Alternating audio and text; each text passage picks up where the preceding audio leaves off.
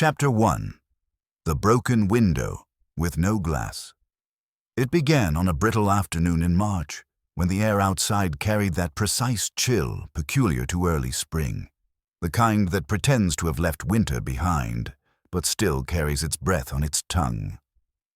The sky above Cornwall was a pale and indecisive grey, and the sea below Pendrin Point churned like an unsettled mind. High above the cliffs, standing like a grand spectator to the unrest below, was Windward Court, an estate carved from weather-worn stone and surrounded by gnarled black pines. It had once been a lighthouse keeper's manor, long before its turrets were expanded and its grounds civilized. Now it played host to something altogether more delicate than tides and storms, the art of refined society and family friction. Lady Viola Whitcomb, recently widowed, somewhat theatrical and entirely unpredictable, was throwing a weekend gathering in honor of her late husband's birthday. A curious choice, some might say, to commemorate the dead with laughter and champagne. But Lady Viola, for all her brooding widow's garb and serpentine pearls, had never been known for sentiment. She was known for her money, her eccentric tastes in house decor, each room a different color scheme, and her curious interest in collecting people with secrets. The guest list included an odd mixture of family, friends, and one silent investor in the Whitcomb shipping line whose presence seemed to unsettle the rest. There was her stepdaughter, Iris, sharp-eyed and suspiciously well-informed on everyone's business. Major Duncan Albright, a retired officer with a prosthetic hand and stories no one trusted. Miss Evelyn Merrow, a pensive painter from London who had once been engaged to the deceased Mr. Whitcomb and still wore sorrow like a second skin. And Edward Troughton, a young entrepreneur whose fortune had mysteriously ballooned after Harold Whitcomb's death. At precisely 4:02 in the afternoon, during tea in the Crimson Drawing Room, a sharp scream shattered the brittle calm. It came from the East Wing, a part of the manor closed to guests, housing little more than Harold's old study and Lady Viola's private observatory. By the time they reached the corridor, the wind howled through the shattered frame of a once grand bay window. Glass crunched underfoot. Yet, curiously, there were no shards of it inside the room, only outside. Lady Viola stood, arms stiff by her sides, just beyond the gaping window, her black veil fluttering as if in mourning for some unseen loss. Behind her, in the center of the circular study, lay a man's body, dead, face down, and a single line of blood trailing toward the polished floorboards, drawn as neatly as a signature. Colonel Montmere, the local magistrate, was among the guests and took immediate charge. "No one leaves the premises," he barked, his voice commanding but uncertain. This was no accident. It was not the shattered window that disturbed them most, nor even the corpse, which Lady Viola identified as Gregory Sharp, the silent investor whose exact relationship to her late husband had always remained undefined. What truly rattled them was the unnatural order of the room. Nothing was disturbed. The papers on the desk were aligned with near-geometric precision. A pencil rested, unsharpened, beside a closed ink pot. Not a book displaced from the shelves, nor a chair askew. Only the broken window, and no trace of a stone or object that might have broken it, and no glass on the inside. As the rain began to fall, fine and misting like a curtain drawn over the sky, Lady Viola stepped forward. "You'll want someone clever," she murmured as though to herself. "Someone who understands people more than footprints." By evening, a message had been sent to London. And 2 days later, Hercule Poirot arrived, his mustache glistening with pomade, his shoes gleaming like a mirror to the soul, and his little grey cells already turning. "Ah," he said, upon stepping into the Crimson Drawing Room and letting his gaze fall upon the broken frame of the window. "Already, I see the problem." He did not elaborate. Outside, the sea continued to rage. Inside, someone among them had killed a man, and had done so without leaving a mark on the room, or a single piece of glass behind. And Poirot, without yet speaking to a soul, had begun to see the threads hidden in the fog. One of them had lied already, and that lie, Poirot knew, would be the first crack in the polished mask of Windward Court. The affair at the broken window had begun. Chapter 2. The First Clues. The study had been sealed upon the discovery of Gregory Sharp's body, and it was not until Hercule Poirot had completed his preliminary walk of the grounds, pausing often to stare at things others would not consider odd. A rake leaned against a shed, a damp scarf draped over a garden bench, a row of boot prints muddled beyond meaning by rain, that he entered the room where death had occurred. "I prefer to see things with fresh eyes," he said softly to Colonel Montmer, who hovered behind him with folded arms. "Even if the eyes of others have muddied the scene." Poirot stepped over the threshold, his polished shoes avoiding the small yellow chalk marks made by the constable the day prior. The room smelled faintly of lemon oil and salt. The sea pressed against the cliffs below with a steady hush-hush of retreating tide, and a fresh wind coiled through the broken window like a patient snake. The body had been removed, of course, but its memory lingered. Poirot stood where it had lain, center of the circular room, just in front of a mahogany writing desk. He crouched slowly, peering at the pale stain of blood still visible in the grain of the floorboards. He took from his pocket a small magnifying lens and examined the area with utter stillness. "There is no sign of a struggle," Montmer offered after a time. "No broken furniture, no overturned chairs." "No," Poirot agreed. "But look here, this dark mark." Montmer leaned in. "A scuff. Not merely a scuff, a pressure mark, the kind left by someone standing in place, perhaps turning slightly, as if unsure whether to flee or stay. It is faint, but then, so is guilt in its earliest bloom." He rose and turned to the window. The glass had shattered outward, undeniably so. There were still fine crystalline shards scattered on the hedgerow below. But inside, clean, too clean. "You see," Poirot said, "what is broken must always leave a trace of itself behind. But this glass has behaved like a polite ghost. It fled entirely, without so much as a shimmer left upon the rug." Curious, n'est-ce pas? Montmer said nothing, uncertain whether Poirot was being rhetorical. Poirot stepped closer to the pane. "It was not broken from within, that much I am certain of, and yet no object was found below, not a stone, not a bottle, not even a bird." He sniffed delicately. "No scent of oil, as from a bullet, no residue of fireworks or acidic propellants. The window broke, but not by visible force." "It could have been pre-weakened," Montmer offered, "a fracture widened by wind." Poirot made a soft, non-committal noise. Then he turned his attention to the desk. Lady Viola had mentioned Gregory Sharp was meant to meet with her that afternoon in the study, but had gone in early, seeking solitude. He was found some 15 minutes after she'd last seen him heading up the stairs. The door had been ajar, the wind howling, at least according to Iris. The stepdaughter who'd raised the alarm. Poirot opened the desk drawer. Empty. The lower drawer was locked. Montmer stepped forward. "We haven't opened that yet. Her ladyship claims she hasn't the key." "Ah," said Poirot, "but keys are less clever than they think." He removed a small brass pick from his coat pocket and, with a few quick motions, produced the satisfying click of a turning lock. Inside was a single folded document. Poirot did not touch it with his fingers. Instead, he extracted a small handkerchief and lifted it gently. "Mon Dieu," he said softly. It was a contract, a shareholder transfer agreement. And though much of it was in dense legal jargon, two things stood out. 1.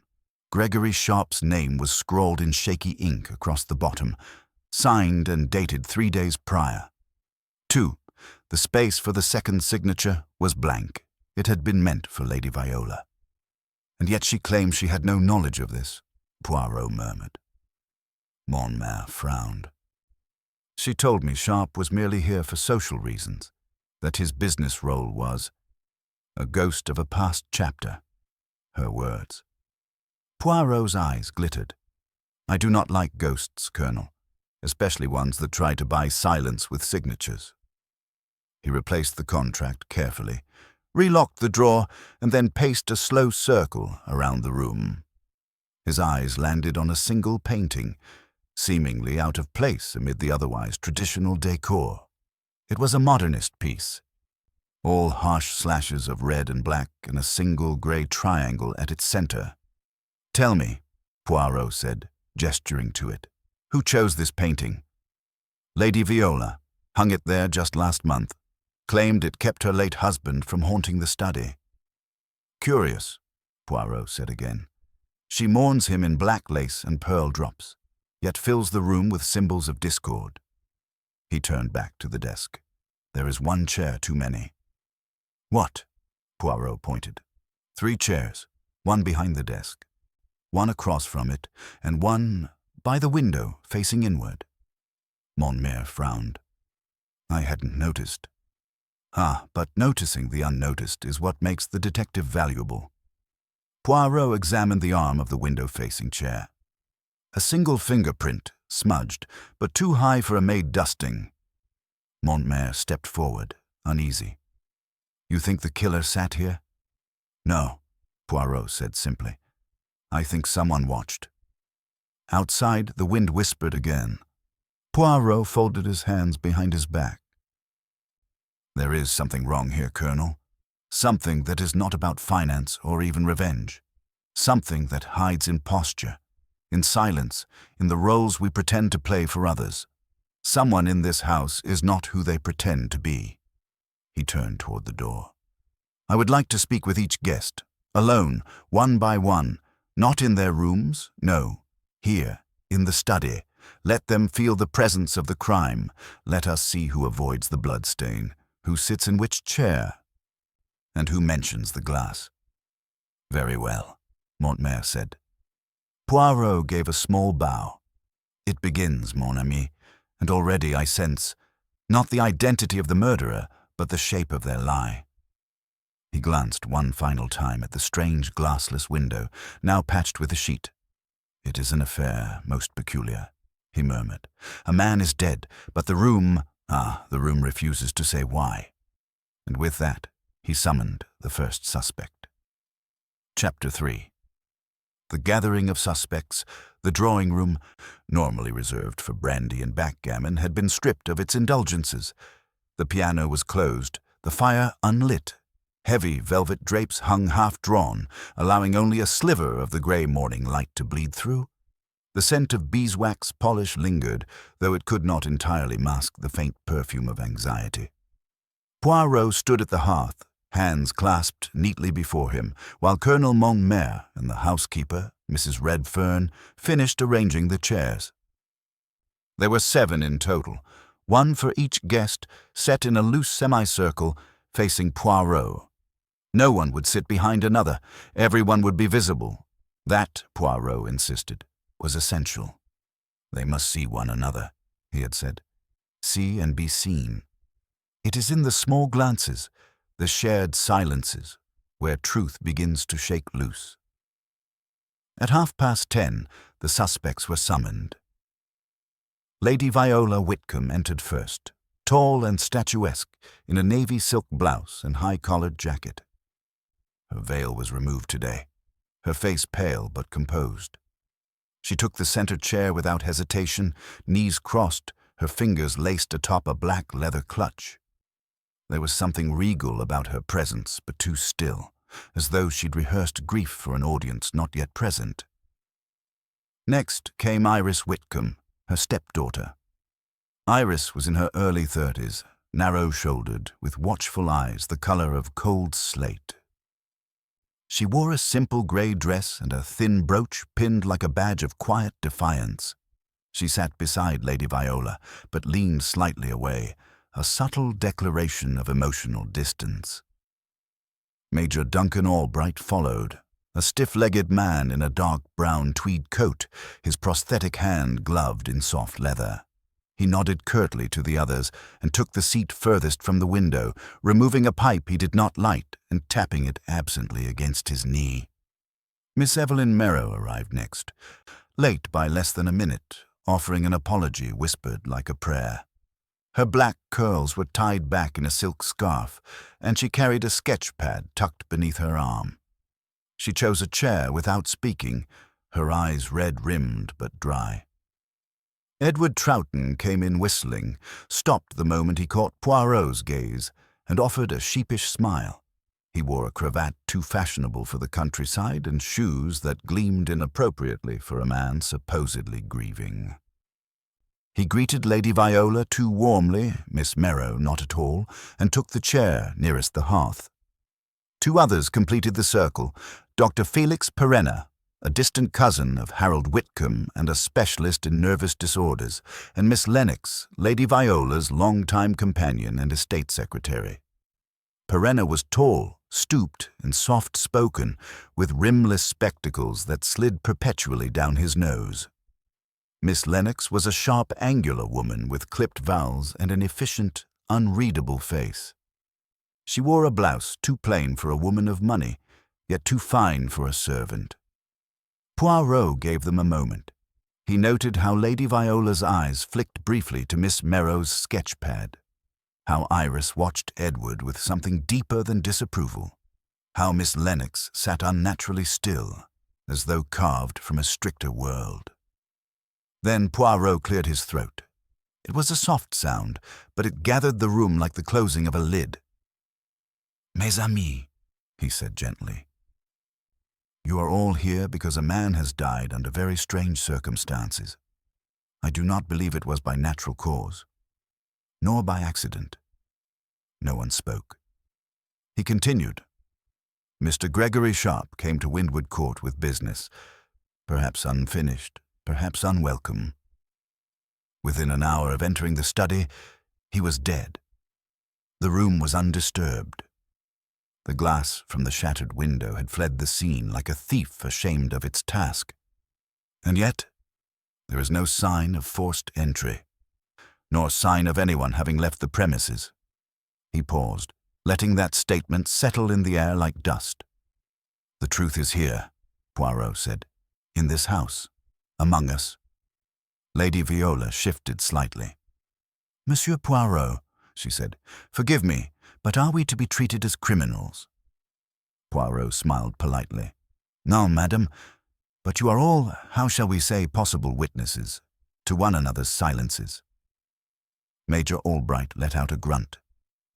"Sounds more like theatre than inquiry." Poirot inclined his head. "Ah, but in theatre we wear masks, and here too there are masks yet to be removed." Dr. Perenna spoke next, voice gentle. "Are we to be questioned publicly?" "No, doctor, this is but a gathering. I wish only to observe, for now, how you speak to each other, whom you avoid, whom you trust." A silence followed, brittle as old porcelain. Poirot allowed his gaze to drift toward Iris. "Mademoiselle Whitcomb, you were the first to find the body. May I ask, what drew you to the study?" Iris answered calmly. Lady Viola had gone to the conservatory. "I noticed the wind had picked up. The study window makes a terrible racket when not shut properly. I went to close it." "You did not knock?" "The door was ajar. I assumed no one was inside." Poirot tilted his head. "And what did you see?" "Gregory Sharp, sat face down, and the window—" Her voice faltered for the first time. "It was already broken." Poirot gave a small nod. "Merci." He turned now to Miss Merrow. "Mademoiselle, you once knew the deceased intimately?" A faint flush colored her cheeks. "Yes, long ago, before he and Harold had their falling out." "Ah, there was tension between them." "Undeniably. Gregory believed Harold had swindled him out of a patent in 1928. a disagreement that became a grudge. Poirot glanced at Lady Viola, who remained impassive. "You did not think it odd, madame," he said, "to invite a man who once accused your husband of betrayal?" Lady Viola spoke coolly. "I did not invite him. He invited himself." That caused a ripple through the room. "I see," Poirot said softly. Gregory had become a majority shareholder through a trust Harold established for tax purposes, Edward Troughton added, with a casual flick of his wrist. "He had more right to be here than some of us." "Indeed." Poirot raised an eyebrow, and yet he was not known for his social visits. "Why now?" Edward shrugged. He said he had business with Lady Viola. "Legal transfers." Poirot did not respond. He made a small note in his pocketbook, then closed it with a snap. "I thank you all," he said. "For now, you are free to go about your routines. I will be speaking with each of you privately. But do not mistake the passage of time for the fading of guilt. It never fades. It only changes form." As the guests began to rise and file out in silence, Poirot remained by the hearth, his eyes steady on the center of the circle. Someone had lied. Perhaps not with words, but with stillness, with glances, with too much calm or too little. And in that room, beneath the surface civility, Poirot had seen something. Not guilt yet, but fear, and fear, he knew, always bloomed before truth. Chapter 4. Poirot arrives. The rain had returned with a stubborn persistence by the time Hercule Poirot formally installed himself at Windward Court. Though he had arrived the previous day, this morning marked the true beginning of his investigation. The moment he made the manor his stage, and each inhabitant a player in a drama of motive and concealment. He had refused the east-facing guest suite, which looked out toward the sea, and instead requested a modest corner room overlooking the back gardens. "I find the ocean brooding," he explained. "It distracts the little grey cells. Too much passion, too many metaphors." The housekeeper, Mrs. Redfern, had tried to offer him something more modern. He declined. Poirot preferred his space spare, ordered and familiar. Within minutes of entering, he had rearranged the furniture, the side table now to the left of the bed, the armchair positioned diagonally to catch the morning light. He laid out his brushes, his scented oils, and a single polished shoehorn with a reverence one might reserve for relics. Now, with the storm thickening outside and the household divided by silent suspicions, Poirot sat in the study once more. This time, he was alone.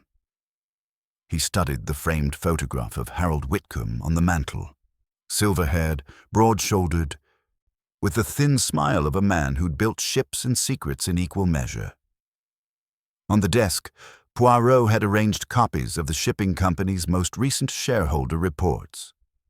A quick scan revealed inconsistencies in dividend distribution, names shifted subtly, as though a hand were reshaping the narrative of control. But it was the room's atmosphere, its absence of disorder, that haunted Poirot most. "A man dies," he murmured aloud, "and the room bears no memory of the struggle. No toppled chair. No broken glass inside. It is too perfect. And when things are too perfect, they lie." His gaze drifted again to the window. A square of new glass had been fitted hastily that morning, but the original jagged frame still bore the faint scratches of impact. Poirot had already measured the sill. No footprints, no scuff marks. And yet somehow, Gregory Sharp had died here, and the only violent thing in the room had fled into the wind. A knock at the door. Poirot turned. It was Miss Lennox, the estate secretary. "Monsieur Poirot," she said crisply, "Lady Viola requests your presence in the sunroom. She's prepared her notes for you, should you wish to understand the inner mechanisms of the household." Poirot smiled politely.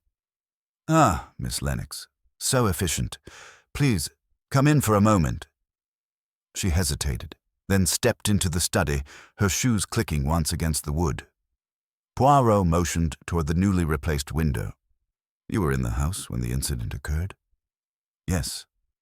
In the West Wing, updating ledgers. You did not hear the glass break? No, not until Miss Iris raised the alarm. This house absorbs sound strangely. Old walls, deep halls. Poirot gave a slight nod. You are Lady Viola's secretary, but also, more than that, yes? I've been with her for 15 years, she replied without inflection. I manage her correspondence, the estate finances, and, when necessary, the family's public posture. A delicate role. Someone has to play it. Poirot studied her with quiet interest. You were present when Mr. Sharp arrived. I was.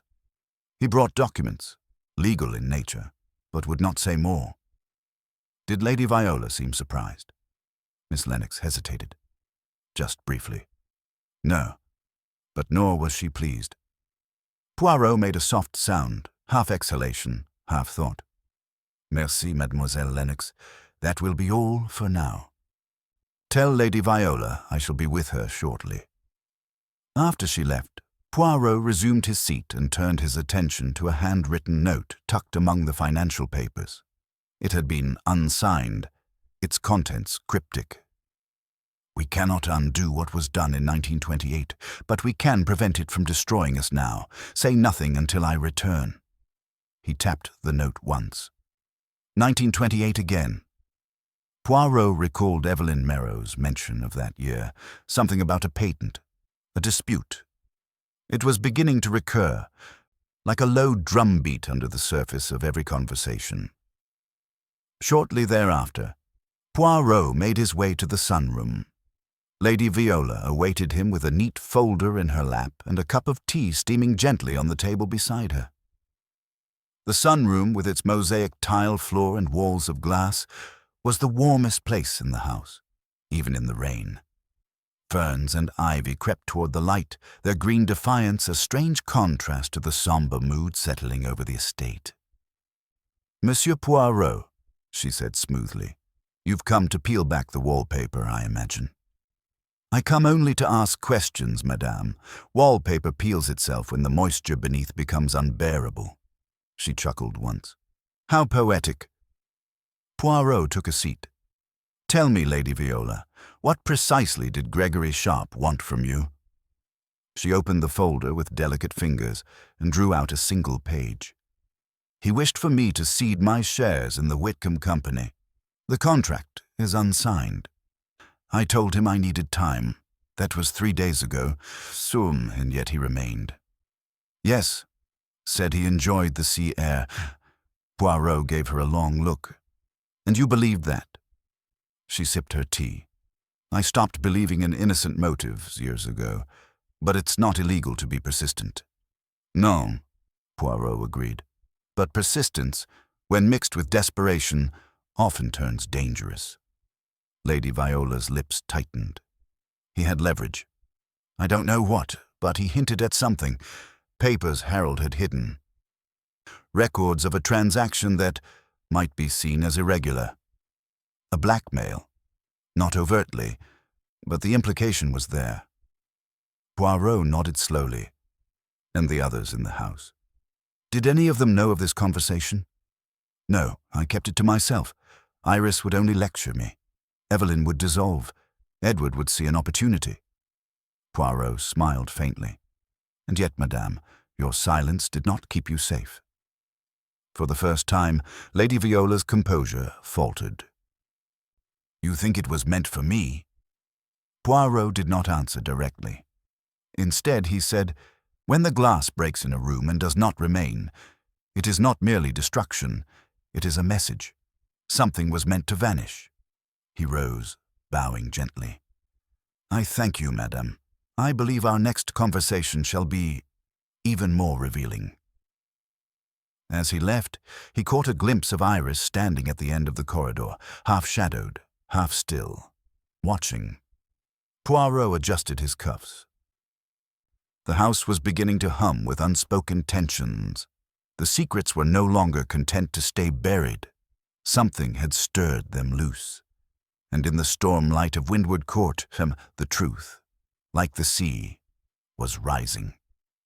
Chapter 5. The interviews begin. The next morning broke as a dull smudge of pale light behind thick rain clouds, and Poirot declared that it was time. Time, that is, to begin the careful dissection of words, expressions, and silences. Each person, he told Colonel Montmer, will reveal something, even if they intend to conceal everything. The interviews would be held in the small morning room overlooking the south garden. A quiet, neutral space with just enough warmth to disarm, but not enough comfort to lull. A single armchair was placed beside a small tea table, angled slightly so the guests sat half facing the window and half facing Poirot. The detective himself sat opposite in a high-backed chair, always upright, always composed, his silver-topped cane resting against his knee. The first to be summoned was Edward Troughton. He arrived with his usual air of disheveled charm, the collar of his shirt slightly open, his cuffs stylishly frayed. He smiled as he entered, but it lacked conviction. "Ah, Monsieur Poirot," he said breezily. "Interrogation, is it? Or just tea and philosophy?" Poirot gestured politely to the chair. "Let us say, a conversation, monsieur. Please sit." Troughton did, folding one ankle over his knee and leaning back. "You knew Gregory Sharp well?" Poirot asked. "Well enough. He was Harold's thorn and later Viola's ghost. Sharp, as his name suggests. Not someone you'd choose to share a port with." "Yet he came to Windward Court as a guest." Edward chuckled. "Guests arrive by invitation. Sharp showed up with contracts, not exactly bearing flowers." Poirot leaned forward. "And what was your interest in his arrival?" "I had none." "None?" Edward's smile thinned. "We crossed paths in the hallway once. He muttered something about what was owed. I said I hoped he found it. That's the extent of our exchange." Poirot tapped his cane. "You are a beneficiary of the estate?" "In a modest sense. Harold considered me promising. He saw potential in me, perhaps more than I deserved." "Ah," Poirot said gently. "And did Gregory Sharp share that opinion?" A beat of silence. "I doubt it," Edward said, suddenly solemn. "Gregory always believed there were debts unacknowledged. Harold owed him, Viola owed him, even Evelyn, perhaps in a different way. Sharp wasn't good at letting go." Poirot nodded. "Merci, Monsieur Troughton. That will be all. For now." Edward rose, gave a slight bow, and left. The charm stayed behind, like a faint perfume. Next came Evelyn Merrow. She moved softly, as if not to disturb the floor beneath her, and held her sketchbook like a shield. "Miss Merrow," Poirot said kindly. "Thank you for coming." She offered a faint smile and took her seat. Her coat was damp, as though she had walked in the garden before being called. "You were once engaged to Harold Whitcomb," Poirot began. "Yes, many years ago, before Viola, before the money. Yet you remained close with the family." "I kept in touch with Iris, with Harold occasionally. Viola tolerated me, but I was not part of their world anymore." "And Gregory Sharp? What was your connection?" She hesitated, fingers tightening on the edge of the sketchbook. "We were companions in loss," she said finally. "Gregory lost Harold's trust. I lost Harold's love. There's a symmetry to that." Poirot studied her gently. "Did you resent Lady Viola?" "I pitied her. Still do. Because she won Harold's name, but not his loyalty." Poirot let that hang for a moment. "Miss Merrow, where were you when the body was found?" "In my room. Sketching. I didn't hear the scream." "Iris came to tell me." Poirot nodded. "And did Gregory ever mention the events of 1928 to you?" "Once. A single evening at a cafe in London, years ago. He said Harold had used him, that he'd patented something under Gregory's name but registered it with his own firm. I didn't press him." "Why not?" I didn't need more bitterness. Poirot smiled gently. You are very perceptive, mademoiselle, but you see only in charcoal. You do not wish to see in red. She stood. Because red is irreversible. Poirot bowed. Merci. She left, a ghost made of paper and regret. Major Albright was next. He entered with his usual stiff gait and a faint smell of pipe tobacco. Major, Poirot said, let us be brief. I prefer it that way. Your history with the Whitcombs. Old regiment friends. Harold and I served together. Viola was always a bit much, but Harold admired her. You knew Gregory Sharp? Barely. Didn't trust him. Didn't like how he looked at the younger staff. Interesting, Poirot murmured. Were you in the house when the incident occurred? I was shaving. I keep a routine, Poirot. Discipline, even in retirement. That's how one keeps a clear mind. Poirot raised an eyebrow. And yet even the sharpest minds can be misled by their own rigidity, no? The Major's jaw tensed. I didn't kill the man, if that's what you're implying. Poirot didn't flinch. I imply nothing. I only listen. The Major gave a stiff nod and left. Dr. Perenna followed. He was mild, apologetic, and smelled faintly of cloves. I'm not sure what help I can be, Monsieur Poirot, he said, adjusting his glasses. You're a man who studies the mind, yes? Then help me understand this. What kind of person dies in a room that refuses to show it? Perenna blinked. Someone very careful, or someone very afraid. Poirot smiled. Just so. He asked about 1928. Perenna knew little. He asked about Gregory Sharp. Perenna had no strong opinion. But you sense things, do you not, Doctor? Poirot asked. I do, Perenna admitted. And there is something profoundly unresolved in this house. Something old. Poirot nodded once. Merci. Last came Iris. She walked in with her arms crossed, chin lifted slightly. You don't trust me, she said before he could speak. I trust only what can be tested, mademoiselle. Please sit. She sat, but warily. Why were you the first to find the body? I heard the wind, that awful howling from the east wing. I went to close the window and found the body. Yes. You and your stepmother, how close are you? She gave a short laugh. As close as porcelain and fire. Poirot tilted his head. Meaning? She burns, I break. And Gregory Sharp? She frowned. He was like a hawk, always circling, watching. I don't mourn him. Poirot gave a small nod. But you are frightened. Of what? Not of who killed him, she said, but of what he brought with him. What did he bring? She looked down. A key. Not to a lock. To something worse. Poirot stood slowly. Then let us find the door, mademoiselle. And as she left, Poirot remained still, listening not to what had been said, but to the spaces between each word. There, the echoes of motive waited. And soon they would speak. Chapter 6. The First False Lead. By midday, a hush had fallen over Windward Court. Not the quiet of rest, but the weighted stillness of a house holding its breath. Poirot sat alone in the library now, surrounded by rows of inherited knowledge and dusted vanity, a place where secrets might sit untouched for decades beneath gilded spines. His interviews had revealed fragments, slivers of contradiction and suppressed resentment, but they had not yet coalesced into a picture he could hang his theory upon. Still, something in the atmosphere had shifted.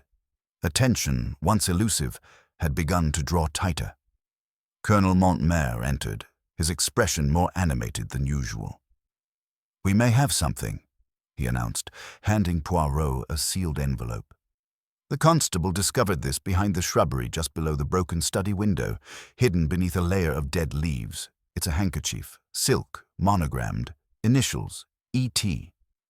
Poirot took it with gloved fingers, unwrapping it delicately.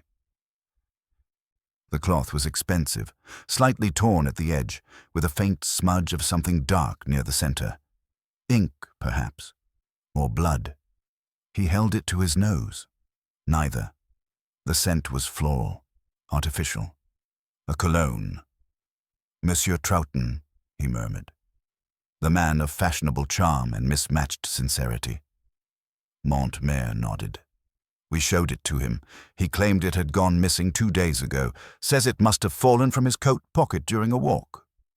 And yet, Poirot said softly, it is found beneath a window shattered only yesterday. Curious timing, no? Montmer crossed his arms. It places him at the scene, perhaps not at the moment of death, but close enough. There are no other items recovered. No stone, no object used to break the glass. But if he was there, watching, listening... Poirot tapped his fingers against the envelope. Or staging. That afternoon, Poirot requested another conversation with Edward Troughton, this time in the conservatory. The setting had changed. The tone would follow suit. Troughton arrived without protest, though the edges of his confidence had dulled.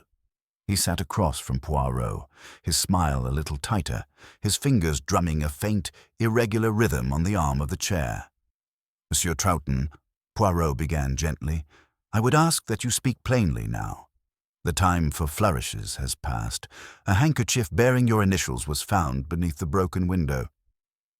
How do you explain this? Edward blinked slowly, lips parting in deliberate surprise. I already told the colonel. I lost it. The day before Gregory arrived, I believe. I often walk along the hedgerows. Perhaps the wind carried it. The wind, Poirot echoed. Which direction does it blow most days here at Windward Court? Edward hesitated. East to west, usually. Poirot tilted his head. Indeed. Yet the handkerchief was found east of the house, beneath a shrub that would have shielded it from a westerly wind. It was tucked, monsieur. Not blown. Edward's smile cracked. Are you accusing me of murder over a piece of cloth? I accuse no one, Poirot said calmly. I observe. I test the truth, and truth, monsieur, is a poor actor. It cannot pretend for long. Edward leaned forward, suddenly defensive. I had no quarrel with Sharp. I barely spoke to him. Yet you knew he was threatening Lady Viola's control of the company. That's her concern, not mine. But if she fell, Poirot said softly, you would no longer be her heir apparent. The promise of wealth, monsieur, how quickly it clouds a man's vision. Edward stood abruptly, face flushed. If you think I killed him, then charge me. Otherwise, stop parading suspicion like a carnival. Poirot did not rise. You misunderstand me, monsieur. I do not suspect. I eliminate. One by one, each falsehood is peeled away until the only truth remains, shivering and exposed. Edward said nothing. He turned and left with quick, angry strides, the click of his heels swallowed by the thick, carpeted hallway. Later that evening, a decision was made. Colonel Montmer, pressed by the optics of inaction, announced that Edward Troughton was to remain confined to his quarters. Not under arrest, but not free to come and go. It was a gesture meant to signal progress. The household received the news with a mixed palette of reactions. Evelyn seemed quietly dismayed. Iris, unreadable. Lady Viola offered no expression at all. Poirot, however, did not celebrate. He returned to his room and sat by the window as the rain fell in sheets, tracing long silver fingers down the glass. He poured himself a single measure of sherry and watched the horizon fade. It was too neat, too early. The handkerchief, planted perhaps, or placed in haste, a distraction disguised as a blunder. Gregory Sharp had died without struggle. No cry, no disarray. And yet someone wanted Poirot to believe in haste, in clumsiness. That was not how murder worked, not this one. He stared into his glass, thinking. The shape of the lie was growing clearer, but the voice behind it still remained silent. Downstairs, the servants whispered that Poirot had already solved the case, that the Belgian detective was merely savoring the performance now. But Poirot knew better. The play had only just begun. The curtain on truth had yet to rise. And somewhere in the house, someone, calm, calculating, was listening. Chapter 7. The Psychological Game. The following morning arrived with a deceptive stillness. The storm had passed, leaving the grounds drenched and glittering under a pale, brittle sun. But the silence it left behind was not one of peace. It was the quiet of something waiting to happen. Windward Court seemed to know this. The halls felt narrower. The glances between guests sharpened like the chill in the air. Poirot, ever precise, dressed with extra care that day, a dark grey suit, a pocket square of deep plum, and a fresh gardenia in his lapel. He took his coffee in the west parlour, alone, watching the reflection of the morning light ripple on the floor tiles, like a clock without hands. It was time, he decided, not to gather evidence, but to test character. The false lead had been too convenient. The handkerchief, the positioning, the outburst from Edward, none of it sang with truth. It was a staged dissonance, a good performance, perhaps, but Poirot did not attend theatre for the actors. He watched for the director, and today he intended to provoke the one pulling strings. His first visit was to Evelyn Merrow. She was in the garden, seated beneath the shade of a dying elm, sketching with quick, nervous strokes. Her lines were darker today, less fluid. A shadow clung to them. Poirot approached slowly, hands behind his back, eyes drawn not to the artist, but the subject of her work. She had sketched the east wing of Windward Court, twice, once intact, once with the window shattered like a jagged scream across the paper. "Très dramatique," Poirot murmured, and Evelyn looked up, startled.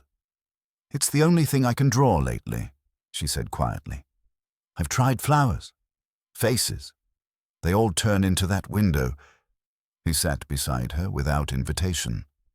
"Mademoiselle, I must ask, do you believe Edward Troughton killed Gregory Sharp?" She stared at him, startled by the bluntness. No, I don't." "Pourquoi pas?" "Because Edward is clever, but not careful. That scene in the garden, his rage, the drama, it was too raw, too unshaped." Poirot smiled faintly. "Just as I thought." He leaned forward slightly. "You see, Miss Merrow, murder is not always committed by the most volatile person. Often, it is the one who best understands silence." Evelyn's gaze dropped to her sketchbook. "Then I fear you have your work cut out for you." Poirot stood. "Indeed, mademoiselle, but already I hear the fabric fraying." He left her with the breeze rustling the leaves and the scratch of charcoal against paper behind him. Next, he visited Major Albright. The retired soldier was polishing his boots in the study, using a cloth with almost military fervor. He looked up unsurprised. "You've come to poke holes in my story now, Poirot." "Non, mon capitaine," Poirot replied, folding his arms. "I come to ask a single question." The major grunted. "Go on." Poirot took a slow step forward. "Did you ever serve with Harold Whitcomb in 1928? Albright's hand paused. "Briefly." "And with Gregory Sharp?" "No, I knew of him, that's all." Poirot nodded, watching the hesitation. Gregory believed Harold stole something, not only from him, but perhaps from others. A patent, yes. "But a secret too?" Albright said nothing. Poirot tilted his head. "You fought wars, Major. You know what silence is worth, when to keep it, when to sell it." The Major's face darkened, but he did not respond. Poirot offered a slight bow. "Thank you for the conversation." He left without waiting for permission. That afternoon, he invited Iris Whitcomb to join him in the music room. She entered warily, lips tight, arms crossed. She did not sit. Poirot remained seated by the grand piano, lightly running a finger along the lacquered edge. "You are frightened, mademoiselle," he said gently. "I see it in the way you carry your shoulders. The way you watch doors more than people." Iris's voice was dry. "You should be watching the windows."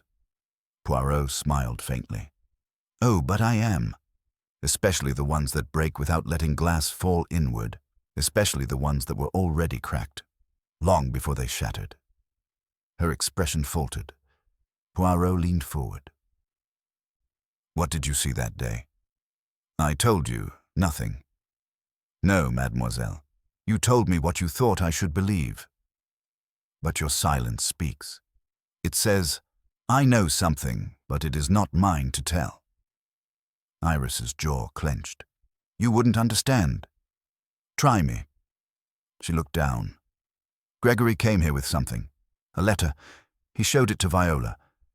I overheard. It said something about an agreement, one she signed years ago, before Harold's death. She told him to burn it. He refused. Do you know what it contained?" She shook her head. "No, but she was afraid, truly afraid. Not like Viola." Poirot was quiet for a long moment. Then he stood. "Merci, mademoiselle. You have been most helpful." As she turned to leave, Poirot added softly, "And if you ever do find that letter, be careful who you trust with it." By evening, Poirot had begun to see the shape of the labyrinth. Each suspect had offered a piece, unaware they were fitting a mosaic. Sharp had come with leverage, perhaps not legal but powerful. Something Viola feared, something Iris heard, something Albright remembered. Evelyn mourned him, but not just for who he was, perhaps for who he almost became. And Edward had simply stepped into a role that had been too readily prepared for him. At dinner, the mood was brittle. Conversations were short, silverware scraped too loudly, and through it all, Poirot sat calmly, smiling occasionally, his eyes moving from face to face, as if following music only he could hear. He knew now what he had to do. The game had begun, and the mind he was hunting had already flinched. It was time to press harder. Chapter 8. A Secondary Mystery. The next day dawned under a reluctant sun, pale and wavering behind a thin veil of mist. Windward Court seemed subdued, quieter than usual, as though the walls themselves were weary of the silence they'd been made to hold. Breakfast was a muted affair. Lady Viola did not appear. Miss Merrow lingered over toast without eating, and Edward Troughton, still confined to his quarters, was represented only by a covered tray taken upstairs by the butler. The others offered occasional half-hearted remarks about the weather or politics, but the conversations were like splinters, thin, sharp, and quickly abandoned. Poirot, as always, was composed. He said little, but watched much. When Lady Viola finally emerged mid-morning, she wore a deep burgundy dress and a veil once again, this time not out of mourning but concealment. Her face looked drawn, eyes restless, hands gloved, though it wasn't cold. She walked with brisk determination, as if motion could disguise whatever storm now stirred within her. Poirot watched her pass down the corridor, noting the subtle twitch of her left hand as it brushed the edge of a framed photograph. The picture tilted slightly in its place. She didn't stop to fix it. At precisely noon, the housekeeper, Mrs. Redfern, knocked on Poirot's door. Her face was pale, lips pressed so tightly they looked like a seam stitched shut. In her hands was a sealed silver tray containing a folded envelope and a small capped glass vial. She said only, "It was found in Lady Viola's writing desk, monsieur, hidden in the back drawer beneath old correspondence. No one knows who discovered it. It was just there." Poirot took the items carefully and dismissed her with a gentle "thank you." Once alone, he examined the envelope. It was addressed in a sharp, unfamiliar hand, no name, no date, only the words, "in the event of a failure of nerve." Inside, a single sheet of cream paper, typed, not signed. "You may think this a bluff. It is not. If my demands are not met, the vial contains enough to erase the memory of the arrangement completely. From every ledger, from every tongue, you know what's at stake." Poirot's brow furrowed. The wording was cold and calculated. A threat veiled in the language of certainty. He turned his attention to the vial. The liquid inside was pale, viscous, slightly yellowed, with a bitter scent that suggested bitterness even before it met the tongue. Not perfume, not medicine, poison, perhaps, but of a more theatrical sort. He wasted no time. Lady Viola was summoned to the library, where Poirot awaited her behind the wide walnut desk, the envelope and vial placed in front of him like evidence laid for judgment. She entered with poise, though it cracked slightly when her eyes landed on the objects. She remained standing. "This was discovered in your writing desk, madame," Poirot said, "and I do not think it has been there long. Who placed it there, I do not know yet. But it is meant for you. That much is certain." Lady Viola's voice was low. "And what do you think it means?" "I think," Poirot replied, "that someone is growing desperate, or very confident. It is a secondary crime, a message sent beneath the veil of mystery." She reached for the envelope, but Poirot stopped her gently. "No, madame. Please, tell me instead, what arrangement did Gregory Sharp speak of?" Her eyes flashed. "I told you, he had papers, threats, suggestions of impropriety in Harold's dealings." "This note," Poirot said softly, "suggests more than impropriety. It suggests conspiracy, collusion, and now, silence by force." She sat down slowly. Her legs folding beneath her like a marionette eased into rest. "I don't know what to say, monsieur. If this is poison, it is theatrical. Ridiculous." Poirot nodded. "But people are often at their most dangerous when they begin performing." She took a breath. "The year before Harold died, he made arrangements, diverted money through false trusts, moved shares in secret. I didn't understand it all, but Gregory did.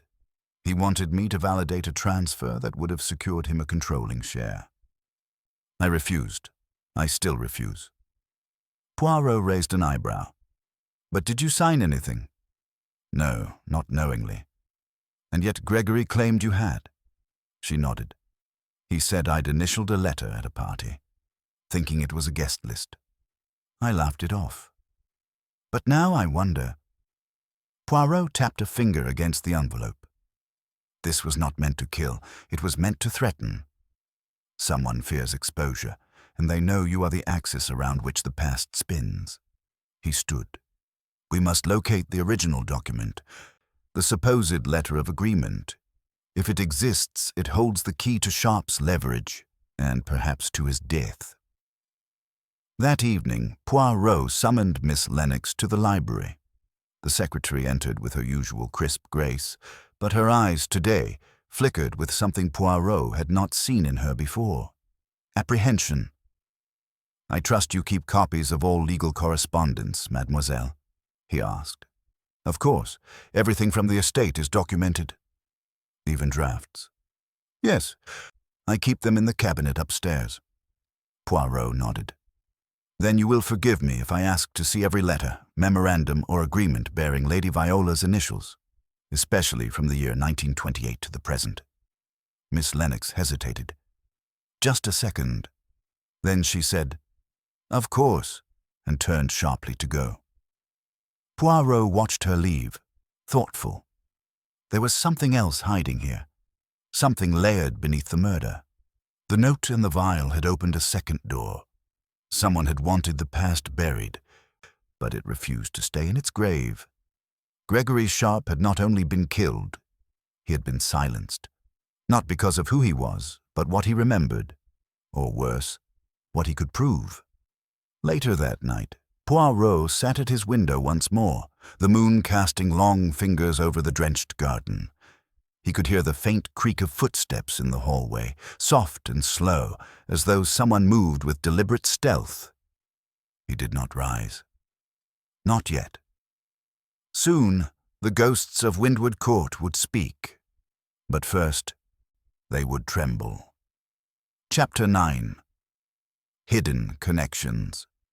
Morning returned with the slow, golden reluctance of early spring.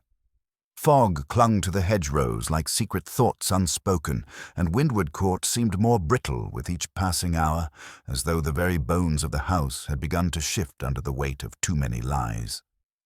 Poirot rose early, his routine as impeccable as ever, brushing each sleeve, polishing the rim of his mustache, and adjusting his lapel pin with the reverence of a priest preparing for Mass. Today, he would pull harder at the threads. Enough veils had fallen. It was time to trace the knots between them. Miss Lennox delivered the requested documents without protest, but with an unnaturally clipped efficiency. 2 folders, one thick with ledgers and correspondence, the other slim, with only a handful of papers inside. She placed them on Poirot's desk without meeting his eyes. These are the only signed agreements bearing Lady Viola's initials from the past 5 years. I've cross-checked them against the registry. Poirot thanked her and waited until the door clicked shut before opening the thinner folder first. Inside were 3 letters, 2 routine acknowledgements of foundation donations, and 1 brief note dated October 1928, addressed to Harold Whitcomb. The 3rd letter was the most curious. It read like a casual note, a brief line authorizing proceedings as previously discussed, followed by a single initial V. There was no letterhead, no witness, no legal framing, but it was typed on the same machine as the threatening note found in Lady Viola's desk. Poirot leaned back, fingers steepled beneath his chin. This letter, if it was what Gregory had referenced, could indeed be interpreted as tacit approval of questionable business actions. But it was vague, strategically so. And it was unsigned in any legal sense, yet someone believed it held power. He turned now to the heavier folder. Most of the content was mundane, but a name caught his eye again and again in the early documents. Evelyn Merrow. Years ago, she had been listed as a silent partner in a now-defunct charity run through the Whitcomb estate. That name had not appeared in any conversation until now. Poirot frowned. If Evelyn had been financially tied to Harold's affairs after their broken engagement, it would mean she was far more entangled than she claimed, and Gregory Sharp had known it. There was motive in that knowledge, not only for him to act, but for others to stop him. Poirot found Miss Merrow in the art room, alone. She stood before a blank canvas, brush in hand, as though trying to conjure a vision from the emptiness. She looked tired, softer somehow, her defenses worn down by the storm of insinuations and grief. "May I disturb you for a moment, mademoiselle?" Poirot asked gently. She didn't turn. "You already have." Poirot stepped further inside. "I was reviewing the foundation records. You were once listed as a partner." Now she turned. "That was Harold's doing. He added my name to a charitable trust without asking. Said it would look better, that people trusted my face more than his." "And you remained involved?" "Not really. It dissolved within a year. I never saw a pound of it. It was just another one of Harold's illusions." "Were you aware Gregory Sharp found this detail before his death?" Her shoulders stiffened. "No, but it doesn't surprise me.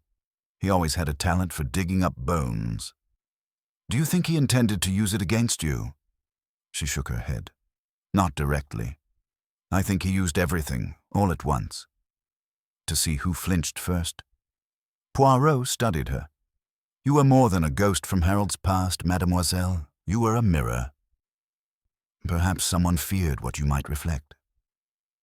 Before she could reply, a knock echoed faintly from the corridor. A servant delivered word that Lady Viola was unwell and had taken to her room. Poirot acknowledged this with a slight nod and dismissed the messenger. The pattern, he thought, was ripening. As the investigation pressed forward, certain players began to retreat, and that, too, was revealing. He spent the early afternoon walking the perimeter of the house, then down along the sloping path that curved toward the coastal cliffs. The air was sharp and smelled of salt and pine. Windward Court loomed behind him like a half-sunken ship in a garden of stone. Beneath its elegance, Poirot felt the pulse of something old and buried. Not simply a murder, a history, a deception sewn over years, like stitches pulling a wound closed too tightly, too quickly. Returning, he made his way to the study once more, and it was there he found Colonel Montmer, frowning over a map spread across the desk. "I've been reviewing the grounds," the colonel said, "trying to find any unusual entry point, but the east wing, where the broken window is, backs directly onto the cliffs. No footprints, no sign of recent disturbance, and no handholds beneath that ledge." Poirot leaned forward, his eyes glinting, which tells us, mon ami, that the crime was not meant to confuse with its complexity, but with its simplicity. "It tries too hard to say nothing happened." Montmer raised a brow. "And yet something certainly did." "Exactly. Which means someone is hiding the thing we are not looking for." Poirot moved to the desk. "I need to see the guest ledger, the full one." Montmer retrieved it. Poirot flipped through, scanning names, arrival dates, handwriting. Halfway through the second page, his finger stopped. "Here," he murmured. "This entry was added later. The ink is different." It was a small thing, an addendum beside Evelyn Merrow's name. A +1, no signature, no clarification. "Unregistered guest," it read. Poirot's eyes narrowed. Someone had been here under no official name. Someone still might be. Poirot closed the book and looked toward the corridor, his thoughts racing. Gregory Sharp had come armed with documents, yes, but also, perhaps, with someone else. An accomplice or a threat? And if that person still lingered in the shadows of Windward Court, then the true danger had not yet passed. He would need to act quickly now, for the house was not just haunted by the past, it was being manipulated in the present. Chapter 10. Poirot's secret clue. The moon that night rose late, veiled by streaks of thin cloud, like gauze drawn over an aging face. Windward Court lay in a hush deeper than silence, as if the walls themselves had decided to withhold breath. Poirot sat in his room. The lamps dimmed, his silhouette framed against the pale glow of a single candle. Before him on the desk lay 3 objects: the guest ledger, the unsigned threatening note, and the slim envelope containing the cryptic 1928 letter. To most, they were disconnected fragments, but to Poirot, they were 3 corners of a box. And somewhere inside that box was the truth no one wanted opened. The clue had come not in the evidence, but in its absence. Not in what the documents said, but what they refused to name. He had reviewed the guest book entry 3 times. The addendum beside Evelyn Merrow's name, Parsons 1, unregistered guest, was written in a thin, nervous hand, likely inserted at the last moment. But it was not Evelyn's handwriting, nor Viola's, nor Lennox's.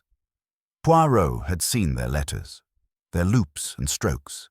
This script was smaller, slanted, with an unusual curve to the capital U. He had seen it once before, on a folded corner of a sketch Evelyn had dropped during their first interview. She had retrieved it hastily, almost as if it were not meant to be seen.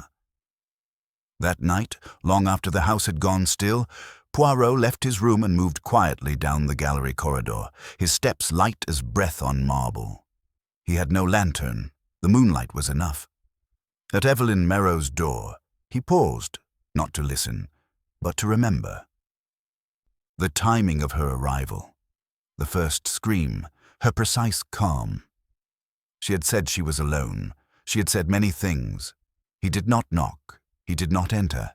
He simply looked down at the bottom of her door, where a faint line of soft graphite had smudged against the rug. A fine powder, invisible in daylight but stark under the right angle. Sketching dust, from one person, perhaps. But then, why the smudge on the outside? The next morning, Poirot summoned Iris Whitcomb under the pretense of revisiting her recollections of the day of the murder. They met in the solarium, where the air was warm and filled with the sweet, cloying scent of overgrown orchids. Iris arrived looking sharper than she had the past few days. Her posture was straighter, her eyes watchful, defiant. She sat before Poirot, crossing one leg over the other, arms folded but her gaze open, willing. "Iris," he began gently, "you once said that Sharp brought a key. Not a literal one, a metaphor. You said it unlocked something worse." She didn't blink. "Yes, and I still believe it." Poirot inclined his head. "What if I told you he brought more than paper? That someone came with him, someone he didn't sign in?" Now she blinked. Just once. But Poirot saw the ripple. "I don't know what you're talking about." "But someone does," Poirot said quietly. "Someone who never entered by the front door. Someone who has not been seen, but has been heard. I found traces outside Miss Merrow's room, and someone has added an entry to the guest book in fear." Iris exhaled slowly. "There was a visitor," she admitted. "I didn't see their face. But I saw Sharp speaking to someone out by the stables, late at night. A woman, I think. She wore a scarf, kept her back turned. When I asked about it, he said it was none of my concern." Poirot leaned forward. "Do you think Evelyn knew?" "I think Evelyn was afraid of her. Or what she represented." Poirot nodded, satisfied. "You've been more honest than most, mademoiselle. Thank you." After Iris left, Poirot returned to the study, where the fire had burned low. Miss Lennox was already waiting, her hands folded tightly in her lap. He had not summoned her. She had come of her own volition. That, in itself, was telling. "You've found something, haven't you?" she said quietly. "The air feels different today." Poirot smiled. "Ah, you're sensitive to atmosphere. That is rare in one so orderly." She gave a small, sharp laugh. "Order is a shield, Monsieur Poirot. It keeps chaos at bay, but it doesn't erase it." Poirot offered her the guest book. "Do you recognize this edition?" She studied it. "Not my handwriting." "I know, but it was written by someone inside this house, someone afraid of being tied to what came next." She looked up. "There was another guest, wasn't there?" "Yes," Poirot said softly. "An uninvited one who arrived in secret, stayed in silence, and vanished after Sharp was found dead. But she left traces. She left fear, and now she leaves motive." Miss Lennox didn't respond. But in her eyes, Poirot saw it. Recognition, then denial, then the faintest shimmer of worry. She was not guilty, he was now certain. But she knew something she hadn't dared speak aloud, and she would not be the last. That evening, Poirot returned to his room and laid out all the pieces once more. The threat, the letter, the missing witness. The half-truths layered over decades. And then he added one final piece, a scrap of fine paper he had found in the fireplace of the music room earlier that day. Barely burned, its contents partly legible. She knows too much. Evelyn can't hold it back forever. No signature. But the handwriting was unmistakable now. Iris Whitcomb's. He placed the paper at the center of his notes and looked at the case as it now stood. Not just the murder of Gregory Sharp, but a deeper, older game, played across time and inheritance, love and ruin. One murder had already happened, but the stage was not yet cleared. There was another act coming, and Poirot intended to meet it standing. Chapter 11. Tensions rise. The atmosphere at Windward Court had thickened like the sky before a thunderstorm, silent yet pulsing, its pressure pressing into the walls and weighing on every breath. No one lingered any more in the corridors. No one stayed too long in a room where they might be overheard.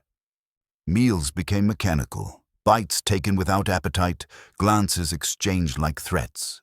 The household had become a theater of restraint, each character holding back just enough to seem civilized while quietly calculating who might be watching. Poirot had seen this before, not just in houses haunted by murder, but in those already fractured by old grievances that only required a single spark to ignite them. That spark, it seemed, was close. Poirot remained his composed self, moving through the estate like a quiet tide, gathering the last of the missing threads. He said little now, asked even less, but his presence was enough to unsettle. People had begun to avoid him. Even Lady Viola, once poised in widowly control, now took her tea alone, behind a closed door. Miss Marrow no longer sketched in the garden. Iris walked with her arms folded tightly, eyes darting toward every shadow. And Miss Lennox had grown visibly thinner in the past 2 days, as though carrying the weight of another's secret on her back. It was after supper, with the house retired into its private corners, that the real tremor began. Poirot was in the drawing-room, standing before the fireplace, when Colonel Montmer arrived with a folded note in hand. "Found this slipped beneath the door of the servants' quarters," he said grimly. "Unsigned." Poirot took it delicately, unfolded the page, and read, "She'll talk soon. The sketchbook has everything. If she shows anyone, it's over." No name, no handwriting they could immediately identify. But the message was enough. "The sketchbook," Poirot repeated. "Evelyn Merrow's." Montmer looked uneasy. "Do you think she's in danger?" "I think she already was," Poirot replied. "But now, so is the person who wrote this." He wasted no time. Within minutes, Evelyn was summoned to the library, where Poirot received her with a calm smile. She entered looking pale but alert, clutching the leather-bound sketchbook like a shield. "I heard something was found," she said, voice hushed. "Has someone threatened me?" Poirot nodded. "They have not named you, but the warning is clear." She placed the sketchbook gently on the desk and opened it. Inside were not only drawings of Windward Court, but something more unsettling. Rough, surrealist sketches of people, contorted into unnatural shapes. One figure resembled a man whose face was blank, crumbling, as if memory had erased his features. Another was a woman with gloved hands but no eyes. And there, buried near the center, was a sketch of Gregory Sharp, seated at the edge of the study window, a second shadow behind him. "You saw someone," Poirot said softly. "The night before he died." Evelyn nodded. "I wasn't sure if it was real, but yes. There was someone with him, a woman. I drew her later, but I couldn't remember her face." "Was it Iris?" "No. Taller. Older, I think. I couldn't hear them clearly, but she gave him something. An envelope." Poirot leaned closer. "This sketchbook, it's more than memory. It's confession. You feared speaking, but you drew the truth." Evelyn gave a weak smile. "It was the only way I could say it without saying it." As she spoke, the door burst open. Iris stood there, wild-eyed, fists clenched. "You had no right," she snapped, her voice brittle with fury. "That book, it's yours, not ours. You're turning this into theater." Poirot raised a hand calmly. "Mademoiselle Iris, please. No one is accusing—" "She's painting shadows into facts," Iris spat. "That sketch could be anyone. She hated Gregory. We all know it." Evelyn's voice trembled but remained firm. "I didn't hate him. I pitied him." Iris laughed sharply. "Then why did he come to you last? Why did he leave your name out of every paper he brought?" Poirot stepped between them, quiet but firm. "Enough. The truth is beginning to surface. Yes, but it must do so without destruction. This is not the time for panic." Iris's eyes flicked toward the sketchbook, then to Poirot. And in that glance, Poirot saw it, the flicker of recognition. Not of the drawings, but of the woman in the shadow. Who was she? Poirot asked, softly now. The unregistered guest. But Iris only turned and walked away, her footsteps vanishing into the corridor like an echo lost in the fog. Poirot closed the sketchbook gently. The page was beginning to turn, and with it, the house would crack. Secrets long buried were no longer content to remain so. The past was knocking, and someone, very soon, would answer. Chapter 12. The Confrontation. Windward Court, once a monument to silence and wealth, had become restless. Doors closed more sharply. Voices dropped lower. Even the wind seemed to lean closer against the glass, as though listening. Poirot sensed the change not in what was said, but in what was avoided. Tension lived now in every hallway, every glance. The storm had shifted inward. Evelyn's sketchbook had spoken more clearly than words could, and now everyone, particularly Iris, was trying not to tremble under its weight. Poirot sat that evening in the music room, where dusk filtered through stained glass windows and colored the walls with pale fragments of light. He had asked for Miss Iris Whitcomb to meet him alone. Not as an interrogation, he had told her, but as a conversation. A shared silence between two people who had grown weary of pretenses. When she arrived, she was dressed in black trousers and a linen blouse, her hair tied back sharply, her lips pressed in a line of forced calm. She did not sit. "You've already decided what you think of me," she said before he could speak. "So why call me here?" Poirot smiled gently, motioning to the chair opposite. "Because, mademoiselle, I have not decided. I only observe. It is for you to choose whether to tell me what you've withheld, or wait until the house does it for you." Iris hesitated, then crossed the room slowly, lowering herself into the chair like someone about to confess something without knowing how. The piano between them remained closed, silent, the air around it holding the weight of something unsung. "You saw the sketch," Poirot began. "You recognized something, not in the drawing itself, but in what it suggested." She looked away, toward the tall windows. "I recognized the scarf, that's all." "You recognized the woman," Poirot corrected gently. "And you knew why Gregory was meeting her in secret. You knew before he died." Iris exhaled slowly. "She's my mother." Poirot blinked. It was not shock, but confirmation. "I never speak of her," Iris continued. "She left when I was 10. Viola told everyone she'd gone mad, or that she ran off with a violinist in Paris. The truth is, she was forced to leave. Harold made it so. And when she tried to come back, he buried her name." Poirot sat forward, hands folded. "And Gregory? He found her 3 months ago, somehow through old letters or contacts, I'm not sure. But he met her. He said she had something. Documents Harold had locked away. Something that proved the whole empire was built on manipulation. She didn't want money. She wanted clarity, her name back, a trace in the family history." "Why did Gregory care?" Poirot asked. "Because he hated Harold. Because Harold ruined him, he wanted revenge, and she gave him a way to get it." Poirot tilted his head slightly. "And what did you want, Iris?" She looked at him then, for the first time not as a suspect, but as a daughter. "I wanted her to stay gone. I wanted the lie to hold. I'd already spent a decade shaping myself around the absence. Viola raised me, yes, but always like a china figure on display, curated, poised. If the real story came out, I wouldn't just lose the family name. I'd lose the only version of myself I ever managed to protect." Poirot said nothing for a long moment. The shadows deepened along the edges of the walls. "You confronted Gregory, didn't you?" he asked at last. She nodded. "The night before he died, I begged him to stop. I told him he didn't understand what it would cost. Not just Viola. Me. Everyone." "Did he threaten you?" "No, worse.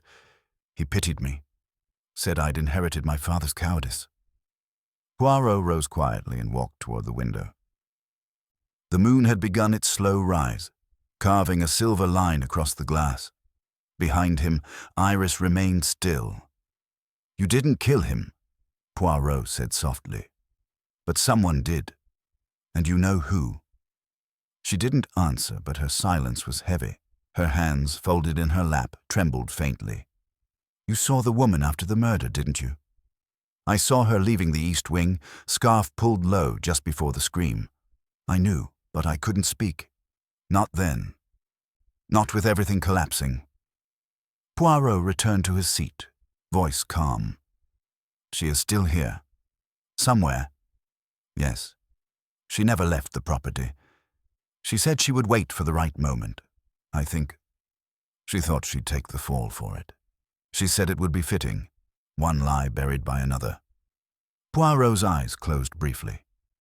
"Ah, and now it is time to unbury them all." He stood once more, and with a quiet bow to Iris, left the room. The confrontation had happened, not in shouting. Not in violence, but in the unspooling of a silence long held in place by guilt and fear. Now the truth had shape. Chapter 13. A desperate attempt to escape. The storm that had settled over Windward Court was no longer in the sky. It lived now inside the walls. The air had grown close, suffocating, as though the very architecture recoiled from what it was about to reveal. Poirot moved through the manor like a shadow among ghosts, quiet, deliberate, watching the players on this unraveling stage. He had set the pieces carefully. Now the pressure of truth was beginning to press on those who had nowhere left to retreat, and when people could no longer hide, they ran. It was just past midnight when the attempt came. The house had gone still, save for the soft groan of old wood adjusting to the changing temperature. Poirot, seated in the library with only a single candle lit beside him, had not yet retired.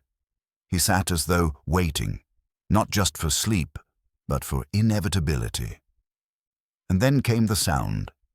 A door closing too quickly, somewhere near the back staircase. Footsteps, fast but careful. Poirot stood without haste and followed.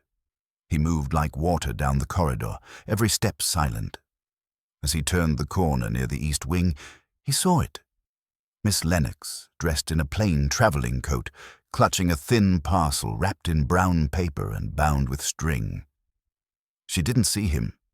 She was already through the servants' door and into the rear garden, her shoes sinking slightly in the damp grass. Poirot followed at a measured pace, not to catch her in flight, but to let her flight confirm what he already suspected. She reached the small greenhouse at the edge of the property, where the family once kept medicinal herbs. It had long since fallen into disuse. She entered without hesitation. Poirot stepped to the side of the door and waited.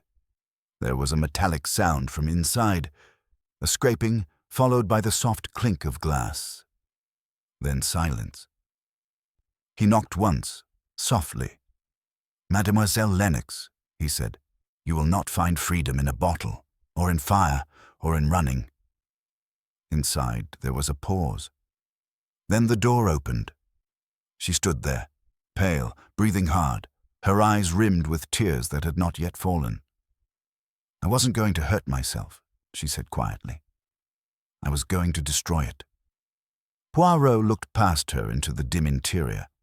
On a rusted shelf beside an overturned potting tray sat the brown parcel, now open. Inside were several old documents, letters, diagrams, signatures. Atop them, a glass bottle of kerosene and a box of matches. "Then you admit it exists," Poirot said gently, stepping inside. "The original agreements. The letter. Perhaps even the notes from Gregory's final meeting with the unregistered guest." Miss Lennox nodded once, barely.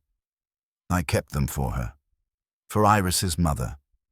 She asked me to hold them in case something happened. And then Sharp came.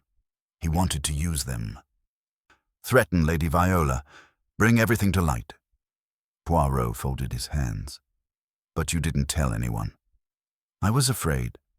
Not of Gregory, of what would happen to the family, to Iris. Everything would fall apart. You tried to protect the house, Poirot said softly. Even when it no longer deserved protection. Her shoulders slumped. I told her not to come. I begged her not to confront Gregory alone. But she said she couldn't bear the silence anymore. Did she kill him? I don't know, she whispered, but she was the last person to see him alive, and when she came to me, she said only, "It's done." Poirot looked again at the papers. May I? She nodded. He carefully lifted a page, typed correspondence between Harold Whitcomb and a shipping broker in Morocco dated 1928. It discussed falsified transfer records, hidden royalties, and an offshore trust in Evelyn Merrow's name. Without her knowledge, it was not merely shady, it was criminal. This is what Gregory discovered, Poirot said, and this is what Harold buried, perhaps even what Viola tried to ignore. Miss Lennox turned away. You'll have to tell them. Poirot looked at her, not unkindly. No, mademoiselle, you will. She turned back, startled. Poirot nodded. You were the steward of secrets. It is only fitting that you be the one to let them go, but not with fire. With truth. Outside, the moon had climbed higher, casting a silver glow across the greenhouse glass. It refracted over the broken jars, the dried roots, the dust, and in that light, Miss Lennox seemed to age and soften all at once, as though finally stepping out of the role she had performed for far too long. Poirot took the documents and extinguished the candle. Come, he said gently. It is time for all of Windward Court to hear what has been whispered in the walls for decades. No more hiding. No more fear. As they stepped out into the damp grass, the sky above them shimmered with stars. The desperate flight had been halted. The truth, long smothered, had begun to breathe again, and Poirot knew the final picture was almost complete. Only one face remained in shadow, and it too would soon come into the light. Chapter 13. A desperate attempt to escape. The storm that had settled over Windward Court was no longer in the sky. It lived now inside the walls. The air had grown close, suffocating, as though the very architecture recoiled from what it was about to reveal. Poirot moved through the manor like a shadow among ghosts, quiet, deliberate, watching the players on this unraveling stage. He had set the pieces carefully. Now the pressure of truth was beginning to press on those who had nowhere left to retreat. And when people could no longer hide, they ran. It was just past midnight when the attempt came. The house had gone still, save for the soft groan of old wood adjusting to the changing temperature.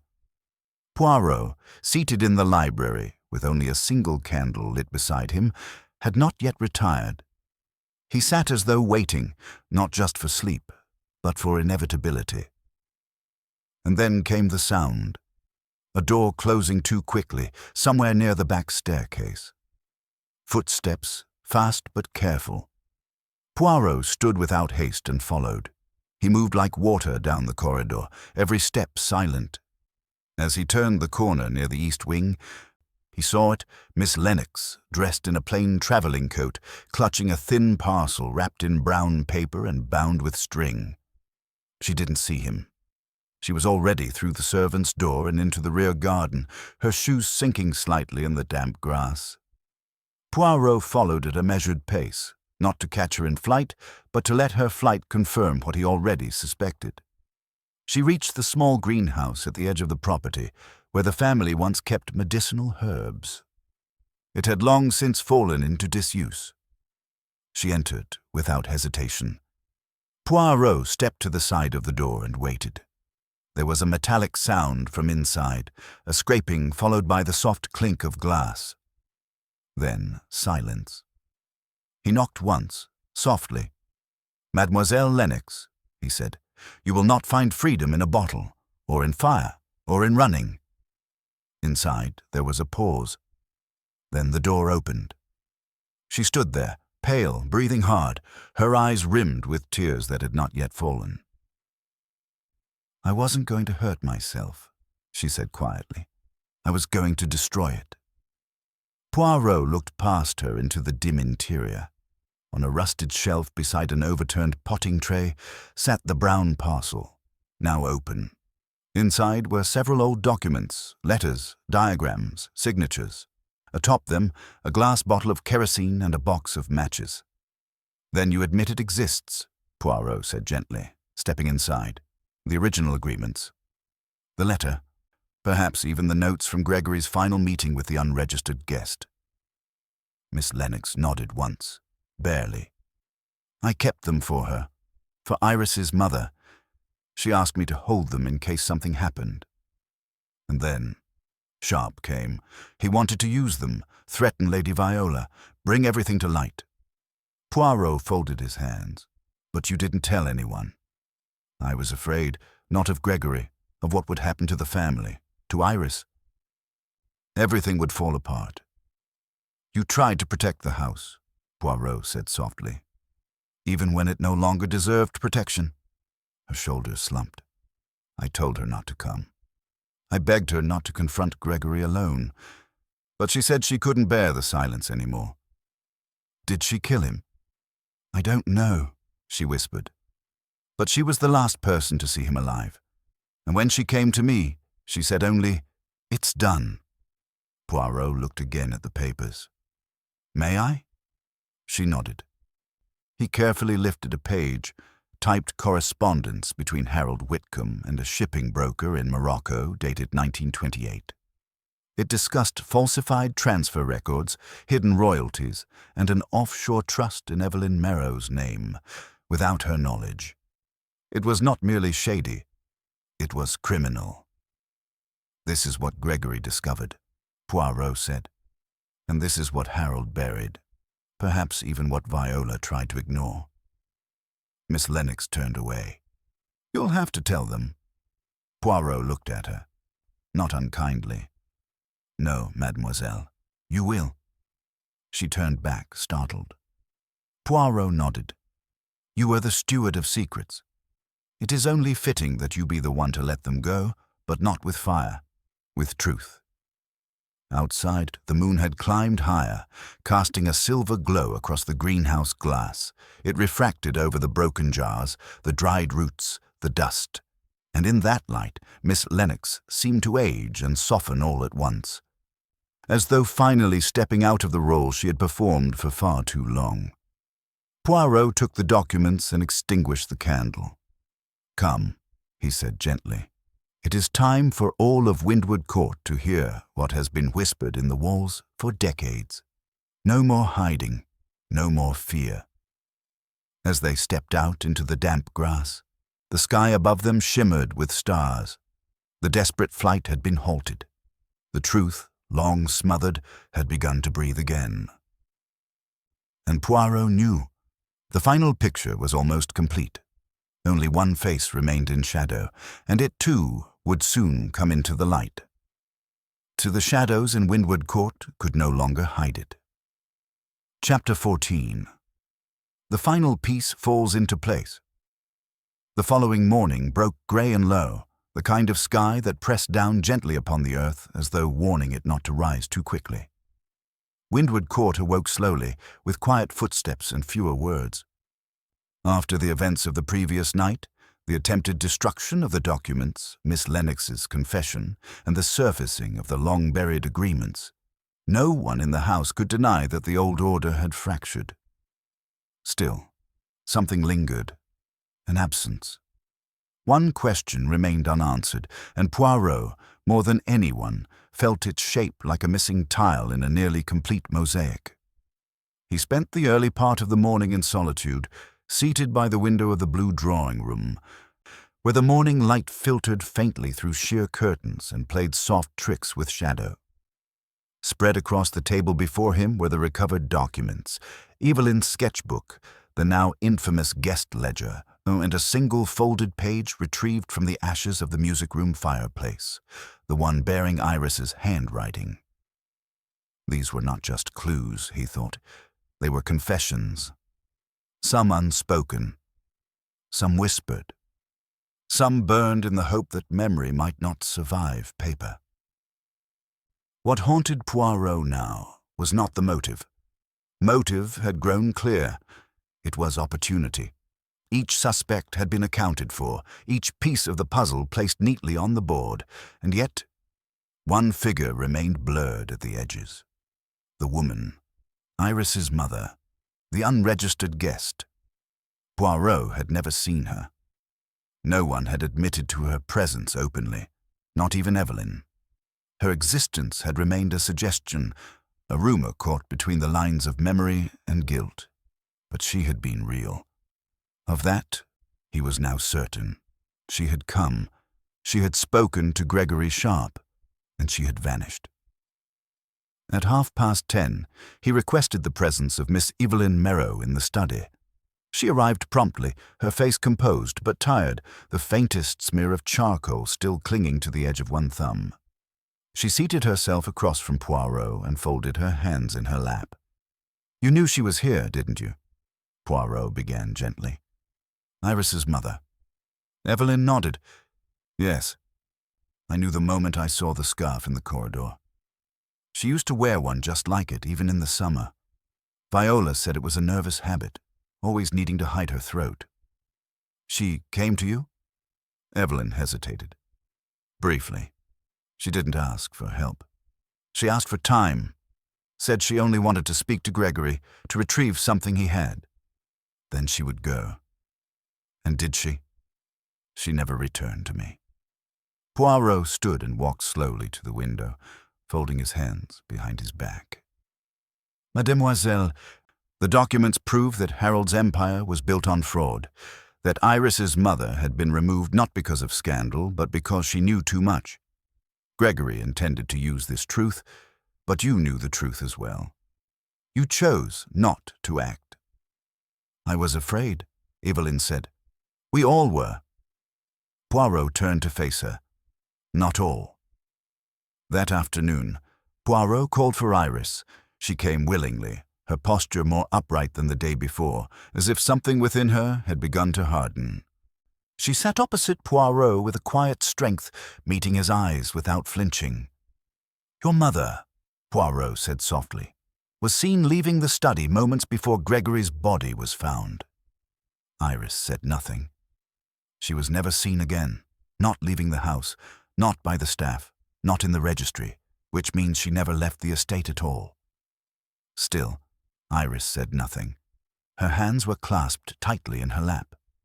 Poirot leaned forward. "She is here. Somewhere. Hiding, perhaps. Protected. Or no longer able to be found." Iris's lips parted, but no sound came. Her eyes dropped, then closed. "She came to say goodbye," she whispered. "To me, not just to Gregory." "What happened after she left your room?" "I don't know," she said. "She said she had given Gregory the last letter.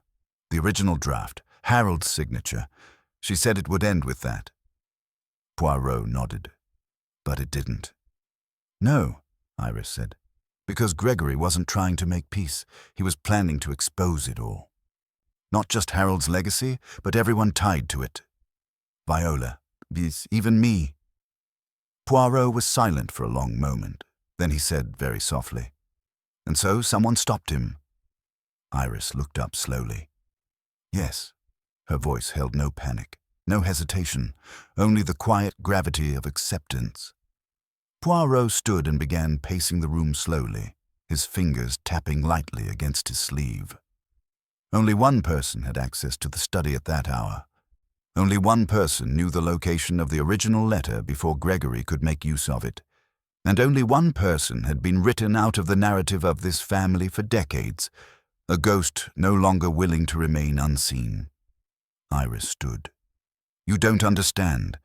She didn't mean to—" "I do not believe it was murder," Poirot interrupted gently. "I believe it was desperation.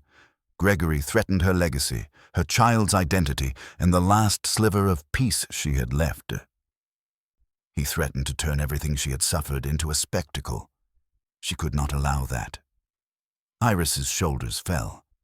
"I helped her hide," she admitted. "Afterwards. I told Viola she had left. I told Evelyn not to speak. Lennox kept the papers, but it was me who said she couldn't stay." Poirot came to stand beside her. "And now," Iris whispered, "I don't know where she is." Poirot placed a hand gently on her arm. "Then it is time to find her." Because the final piece had not yet fallen into place, but it was close. Closer than any of them knew. Chapter 15. The Final Gathering. By mid-afternoon, the sky above Windward Court had turned the color of tarnished silver, and the light slanting through the long windows seemed to deepen the shadows rather than push them back. Poirot had requested the great hall be prepared. Not the drawing-room, nor the study, but the hall with its high-beamed ceiling, its pale stone floor, and its long, unused hearth. A place, he said, where truth might echo properly. Chairs were arranged in a half-circle beneath the great bay window, and the family, what remained of it, was summoned. Lady Viola entered first, stiff-backed and hollow-eyed. Her mourning clothes seemed to have grown heavier with each passing day. Evelyn followed, carrying nothing this time, no sketchbook, no shield. She sat near the end, head bowed, hands in her lap. The colonel stood behind her, arms crossed, jaw tight. Miss Lennox arrived last, not quite meeting anyone's gaze, her face pale but set with resolve. Iris, however, was not yet present. Poirot stood at the center, not behind a desk or table, but in open space, as though to remove any barrier between himself and those he now addressed. His hands were clasped, his expression thoughtful rather than stern. "Mesdames et messieurs," he began gently, "you have all played a part in this story, some knowingly, others less so. You have kept secrets, shared burdens, and carried guilt not your own. And yet the truth, it waits. It does not dissipate with silence, it only grows heavier until it must fall." The room was still. No one interrupted. Poirot began to walk slowly. Gregory Sharp did not come to Windward Court for social reasons. He came with intent. He had acquired information, documents, correspondence, and legal letters that pointed to a fraudulent past, not just of business dealings, but of betrayal. Of a woman removed from the family, not for madness, as claimed, but because she knew the foundation of Harold Whitcomb's fortune was a lie. Viola stirred in her seat, but said nothing.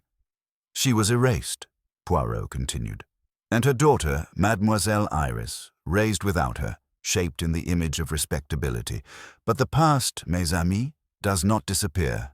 It waits. And when Gregory found this woman, when he learned what she had held on to all these years, he saw an opportunity to strike back. Not with violence, but exposure. He turned, now facing Evelyn. "You saw the woman, didn't you?" Evelyn's voice was soft. "Yes, only once. The scarf, the hands. It was her, Iris's mother." Poirot nodded. "She entered the house as a guest without name. She met with Sharp. She delivered the original letter, a document with Harold's signature, proving he had falsified offshore accounts and hidden trusts. But Sharp was not interested in discretion. He wanted leverage. She wanted closure. They parted on bitter terms. His gaze shifted to Lennox. "You were asked to protect the documents, and you did, but you also tried to burn them when you realized what they could destroy." Miss Lennox nodded slowly. Poirot moved now to Lady Viola. "And you, madame, you knew. Perhaps not every detail, but you knew your husband's sins. You knew the source of the wealth, the reason for the silence, the ghost in your household, and yet you upheld the fiction. Why?" Viola's voice, when it came, was brittle. "Because everything was built upon it. If we acknowledged the lie, there would be nothing left." Poirot turned slowly. Iris had entered the room. She walked toward the circle and stood, not beside her stepmother, nor behind Poirot, but near the fire. her arms folded. "You found her," Poirot said quietly. "Yes," she replied, "and I helped her hide." Poirot stepped closer. "But where is she now?" Iris hesitated. Then she turned toward the corner of the hall, toward the narrow servant's stair hidden behind the paneling. She never left. There was a moment of stunned silence. Then, from the shadows of the doorway, a figure stepped forward. A woman in her late 50s, her posture upright but her face tired, lined by time and silence. She wore no veil, no scarf now, only a simple coat and shoes dusted with earth. Her eyes scanned the room without fear, only finality. "Her name," Iris said, "is Elodie Whitcomb. My mother." No one spoke.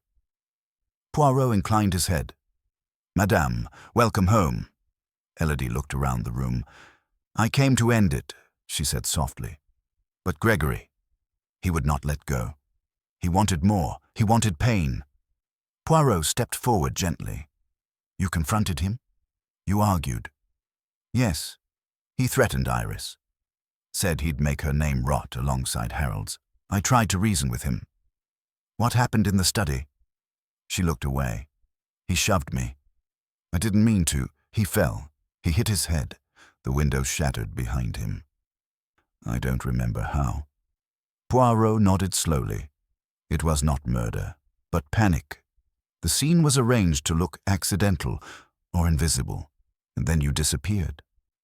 "I went to the old greenhouse," Elodie said. "Viola used to keep it locked, but I knew where the key was. Iris brought me food. No one else knew." Silence fell again, deep and full. Poirot turned to the others. "Now you see. The lie ended the day she returned. Not because of a crime, but because of what the crime uncovered." He paused. "Tomorrow the authorities will be informed. There will be statements. Legal consequences, perhaps. But for tonight, let the truth sit. Let the house breathe it in. No more ghosts." No one argued. As Poirot stepped away from the circle, the fire crackled behind him, and Windward Court, for the first time in years, felt honest. Not whole, but no longer hiding. Chapter 16. The reveal. The air inside Windward Court had shifted. It was not peace. Exactly. Peace does not come so quickly to a place where blood and truth have mingled, but there was a sense of pause, like a great exhale after a long, unreleased breath. The great hall stood silent now, its chairs left slightly askew, the scent of wood smoke lingering where Elodie Whitcomb had stood moments earlier like a figure summoned from myth. No one had spoken after her final words. They had only watched her go, escorted quietly by Poirot to a room at the far end of the house where she would wait until the morning, until the official steps of the law could be summoned. Not as a criminal, Poirot had insisted, but as a witness, a survivor. Now in the drawing room, the key figures remained. Lady Viola stood by the window, staring into the grey garden with an expression of detachment, as though even now she refused to see the full shape of her undoing. Evelyn Merrow sat near the fireplace, her hands folded in her lap, eyes steady but red-rimmed. Iris had taken her place in the center armchair, not quite facing anyone, her posture straighter than usual, as though refusing to collapse under the weight of everything she had just revealed. Colonel Montmer stood silently at the back, his role as the house's makeshift sentinel still in place. And Miss Lennox sat with a stillness that resembled surrender, the last of her composure giving way to something quieter and sadder. Poirot entered calmly, hands behind his back, his mustache trimmed so precisely it seemed untouched by the emotional whirlwind now settling into the floorboards. He took his place by the hearth and waited a moment, letting the room adjust to his presence. Then he began. "Let us be clear, my friends. Gregory Sharp's death was not a cold-blooded murder. It was an accident, yes, but one steeped in a lifetime of deception. His presence here, his confrontation with Elodie, the threats he made, the anger he carried, all of these things were born from a poison long planted. The crime was not the fall. It was everything that came before. He looked toward Lady Viola. Harold Whitcomb built his fortune not simply through business acumen, but through manipulation of partners, of trusts, of people. And you, madame, protected that fortune with silence. Viola turned from the window, her voice dry. There was nothing else. Everything was tied to it.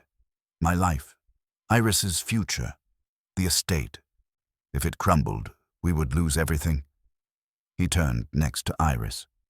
You, mademoiselle, were placed in an impossible position.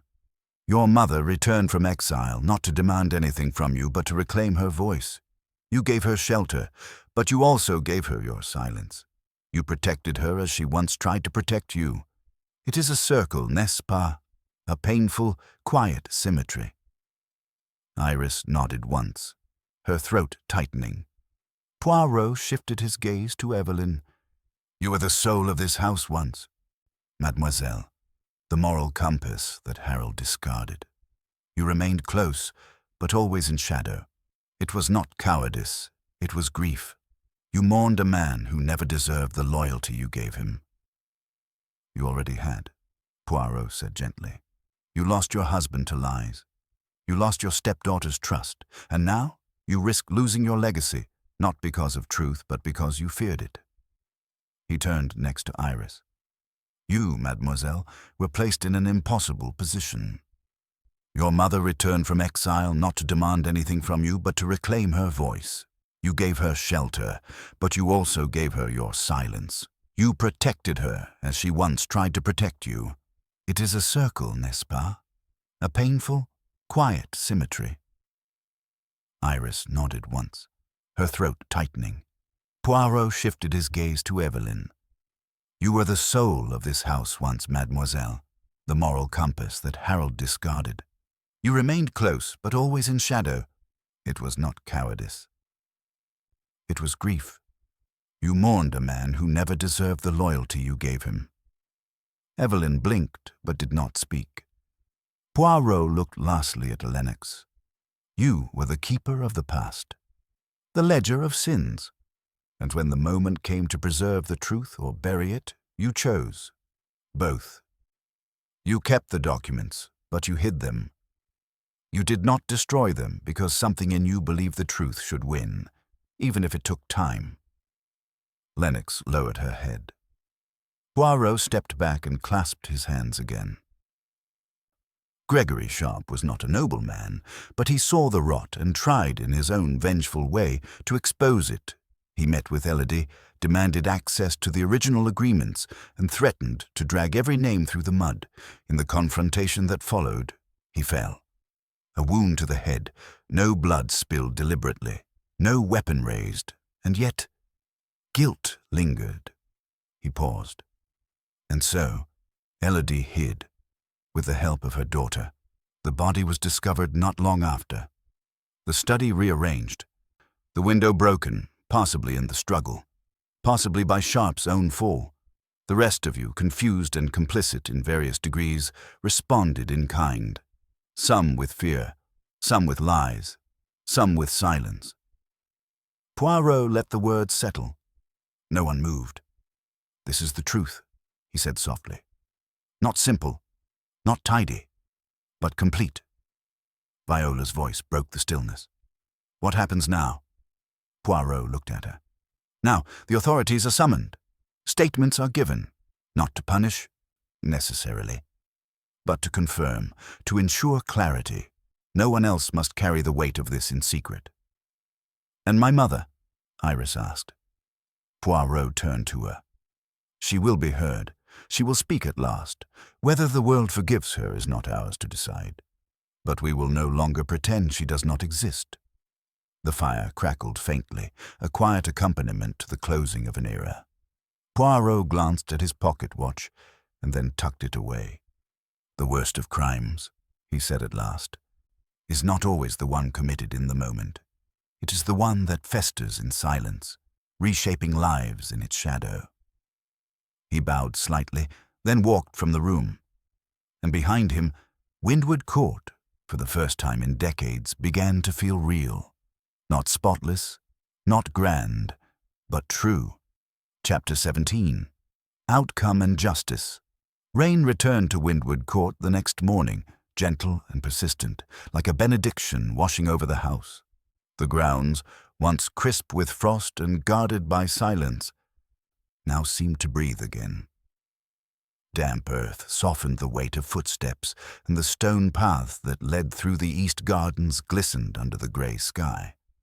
It was not the stormy rain of earlier days, nor the sharp downpours that had preceded the murder, but a quiet, steady rhythm, as though nature itself had chosen to acknowledge what had passed and what must come next.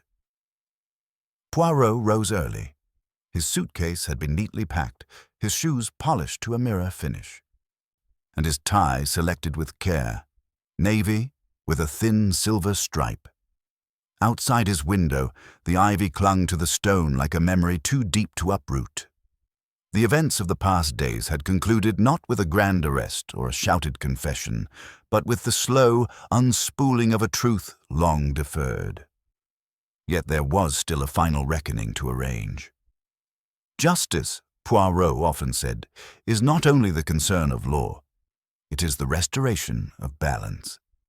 And today, he would see that balance set right. By 10 o'clock, the local constable had arrived, summoned not with urgency, but with care. Poirot met him in the study, where Gregory Sharp had fallen, where so many answers had once seemed impossible. The officer was young and serious, his eyes scanning the room as if unsure what remained to solve. Poirot explained everything in measured tones. He did not dramatize. He presented the facts as he had gathered them, how Elodie Whitcomb, in a confrontation laced with emotion and fear, had pushed Gregory Sharp during an argument, not intending to kill, but reacting in instinct. How Sharp had struck his head on the corner of the heavy writing desk. How Elodie, stunned and disoriented, had left the study, later helped into hiding by her daughter, Iris. How the others, Viola, Evelyn, Lennox, each in their own way, had chosen not to uncover the truth, but to preserve it, as they had preserved so many other secrets over the years. The constable, to his credit, listened carefully. He took notes. He asked no unnecessary questions. Poirot handed over the documents, the original agreements, the forged trusts, the threatening letters, all the paper trail that had led Gregory Sharp to his final confrontation. "She's in the garden room," Poirot said gently. "She'll come quietly, but speak to her with dignity. She has spent too long living without it." The constable nodded and left. Poirot remained behind. He sat for a long time at the desk, the room unchanged since the day he had first examined it. The glass in the east window had been repaired again, this time with care. The rug had been cleaned, the bloodstain removed, and yet even now, Poirot could feel the echo of violence in the stillness. Not the act of death, but the violence of silence, of omission, of generations protecting myths at the cost of the living. Around noon, Lady Viola requested a private word. She was waiting in the blue drawing room, standing beside a side table where an untouched cup of tea had grown cold. Poirot entered, bowed politely, and waited. Viola turned slowly, her face drawn but steadier than before. "What happens now?" she asked. Poirot's voice was kind. "Elodie will give her statement. She will not be imprisoned, I believe. The death was accidental, and the surrounding truths, the financial forgeries, the buried agreements, will be handled quietly. It is not in the Crown's interest to embarrass the legacy of Harold Whitcomb more than necessary." Viola nodded, but her eyes were far away. "The house will be sold, the estate divided. There will be nothing left." Poirot tilted his head. "And yet, madame, for the first time, there is honesty. That, I think, is worth more." She gave a brittle smile. "Truth has always been expensive." Poirot nodded. "Yes, but lies often charge interest." Later that afternoon, Evelyn approached Poirot in the conservatory, where he was taking his final tea before departure. She stood beside a pot of withering orchids, her voice quiet. "I've decided to leave," she said. "Iris offered me a room in London. I may go back to teaching, or something quieter." Poirot looked up with a warm smile. "You have carried grief for too long, mademoiselle. It is time, perhaps, to carry something lighter." She nodded. "And you?" "I return to London. There is always another question waiting." Before dusk, Poirot stood once more at the edge of the east garden. Iris joined him, hands tucked into the pockets of her coat. "I don't know what happens next," she said softly. "You begin," Poirot said. "And my mother? She will speak her truth, and then she will live, perhaps not as she once was, but as she now chooses." They stood in silence for a while, listening to the rain. Poirot turned, adjusting his coat. "You have a strong mind, Mademoiselle Whitcomb. And now, finally, you have your name. Not borrowed, not hidden." She looked at him. "Thank you, Monsieur Poirot, for seeing what others chose not to." Poirot bowed slightly. "It is the little grey cells, mademoiselle, but also the heart." As he walked away down the gravel path, the clouds began to thin. The sky remained grey, but a pale silver light touched the edges of the roofline. Windward Court, cracked and wounded, remained behind him, not as it was, but as it must now be, no longer haunted, just honest. Chapter 18. The Closing Remark. A week later, Hercule Poirot sat aboard the 12:10 train bound for London, a cup of strong black coffee steady in his hand, despite the gentle rhythm of the carriage. Outside the window, the countryside blurred in green and grey, hills soft with mist, fences leaning with time. The case at Windward Court was over. No press had come sniffing, no scandal had erupted in the society pages. It had ended with restraint, with quiet dignity, and Poirot had ensured it. There had been no need for fanfare. Some truths, after all, are not meant for the public theatre. They are meant to restore balance within the private heart. Elodie Whitcomb had given her statement to the authorities with calm resolution. The coroner's report confirmed the fall had been fatal, but unpremeditated, the head injury consistent with an impact against the desk's edge. There were no bruises, no signs of restraint or aggression. The official record stated that Gregory Sharp had died after a confrontation concerning personal and historical family disputes. Elodie was not charged. She was allowed to leave quietly, escorted by Iris, her future uncertain, but hers at last to shape. Lady Viola had withdrawn from public life. Windward Court, as she had said, was to be sold, but not in haste. There were matters to settle, legal, financial, emotional. She did not resist the change. In fact, Poirot suspected she welcomed the final collapse. To live for so long in the preservation of a fiction was exhausting. Letting go, for her, was an act of survival. Iris had written Poirot a short letter the morning he departed. Neatly folded, unsigned. "Thank you for giving us the truth, not in pieces, but whole. She's resting now, not in exile, not in hiding, just resting. And I think I can finally begin. Yours, I." Miss Lennox had resigned from the estate service. No destination was listed. Evelyn Merrow, true to her word, had accepted Iris's invitation to return to London. The past, she said, might never leave, but it needn't lead anymore. Poirot sipped his coffee, watching the fields drift past. The case had been unlike others. No blood-stained weapon, no theatrical confession, no criminal mastermind cackling in the dark, only history. Wounds passed down and covered over, one silence layered atop another until even the house itself had forgotten how to speak. It reminded him, in some quiet way, of something his old friend Hastings had once said. long ago, over brandy in a hotel bar, after a case that had nearly broken them both. You know, Poirot, not every mystery ends with justice. Sometimes all you get is the truth, and you must make peace with that. Poirot had disagreed then, but now he was not so certain. As the train rocked gently into the next county, Poirot opened his small notebook and turned to the final page. He wrote, in his careful script, Case: the affair at Windward Court. Motive: legacy, silence, protection. Method: accidental death following confrontation. Resolution: truth restored. Justice, of a gentler sort, delivered. Then, with a small smile, he closed the notebook and slipped it into his coat pocket. He leaned back, letting the soft rhythm of the tracks lull his thoughts into quiet. Outside, the rain had finally stopped, and inside, Hercule Poirot allowed himself, for the first time in many days, to rest.